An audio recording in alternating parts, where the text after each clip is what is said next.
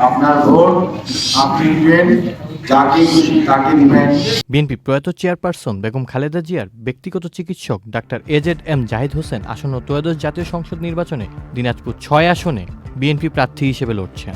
নবাবগঞ্জ, বিরামপুর, হাকিমপুর ও ঘোড়াঘাট নিয়ে দিনাজপুর ৬ আসনে করছেন নির্বাচনী প্রচারণা।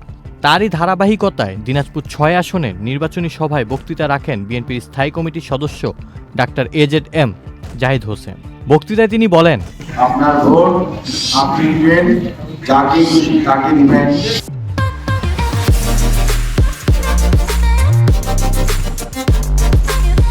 বাংলাদেশ জাতীয়তাবাদী দল মুক্তিযুদ্ধের দল।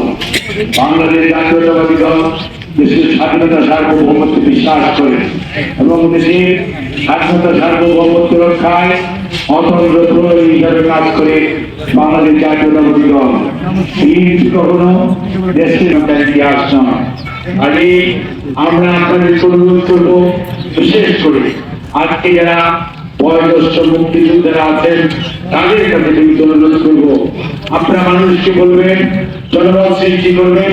মানুষ আমরা কি বাংলাদেশের পক্ষে থাকতে চাই, না বাংলাদেশকে আমরা অন্য কিছু চিন্তা করতে চাই?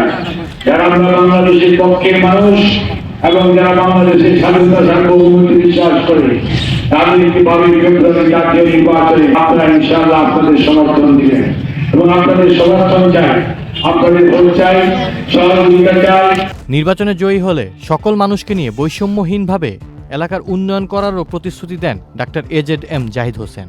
বিএনপির ৩১ দফা বাস্তবায়নের বিষয়েও কথা বলেন তিনি। আউসাফুল ইসলাম আকিফ, চ্যানেল আই।